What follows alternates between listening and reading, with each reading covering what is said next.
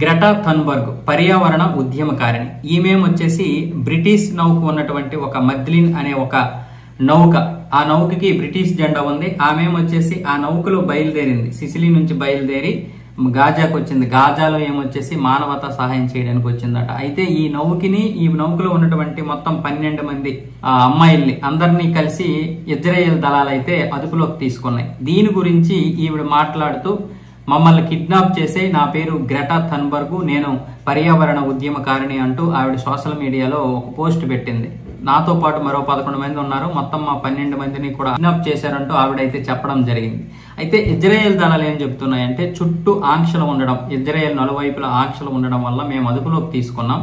నిజానికి వీళ్ళేమొచ్చేసి గాజాకి సహాయం అంటున్నారు. గాజాకి సహాయం చేసే వాళ్ళైతే మరి ఆహార పదార్థాలు ఏవి? నౌకలో వీళ్ళకి సంబంధించినంత వరకు అతి తక్కువ ఆహార పదార్థాలు ఉన్నాయి అని ఇజ్రాయెల్ దళాలైతే, అంటే ఐడిఎఫ్ అయితే ఇదే విషయాన్ని ధృవీకరించింది.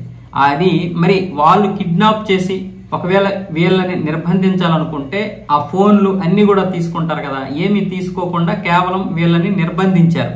అంతర్జాతీయ ప్రకారం ఉన్నటువంటి ఆంక్షలకు అనుగుణంగా, ఇజ్రాయెల్ తీసుకుంటున్నటువంటి నిర్ణయాల్లో అనుగుణంగా వీళ్ళని అదుపులోకి తీసుకున్నారు అంతే. ఎందుకంటే ఈవిడ పోస్ట్ ఎలా పెట్టింది?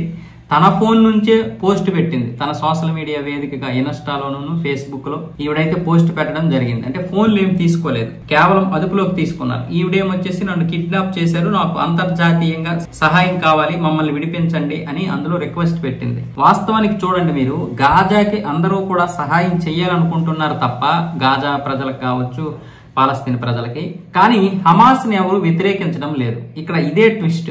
అంతర్జాతీయంగా బ్రిటన్ ఏదైతే ఉందో, బ్రిటిష్ కావచ్చు, అంటే యూరప్ దేశాలు కావచ్చు, పశ్చిమ దేశాలు కావచ్చు, ఏ దేశమైనా సరే, ఏ ఖండాలైనా సరే హమాస్ ని వ్యతిరేకించడం లేదు, పాకిస్తాన్ ఉగ్రవాదాన్ని వ్యతిరేకించడం లేదు. నేను ఇంతకుముందు వీడు ఇదే చెప్పా.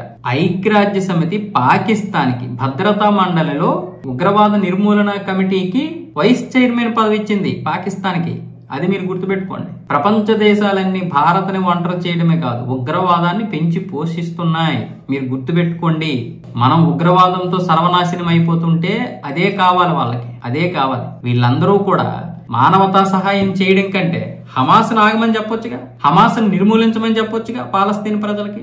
చెప్పరు, ఎందుకంటే హమాసే నడిపిస్తుంది పాలస్తీన్, ఉగ్రవాద సంస్థలే నడిపిస్తాయి. పాకిస్తాన్ ను కూడా పేరుకే అది ఒక షహబాజ్ షరీఫ్ లాంటి ఒక పార్టీలు నడిపిస్తున్నటువంటి అనుకుంటారు, కానీ అందులో నడిపిస్తున్నది సైన్యాన్ని నడిపిస్తున్నది అంతా కూడా ఉగ్రవాద సంస్థలే. ఒక జైషే మహమ్మద్, ఒక లష్కరే తోయిబాని కూడా మేము నిషేధించామన్నారు. ఎందుకంటే జైషే మహమ్మద్ కి లష్కరే తోయిబాకి చిన్న గొడవలు ఉన్నాయి.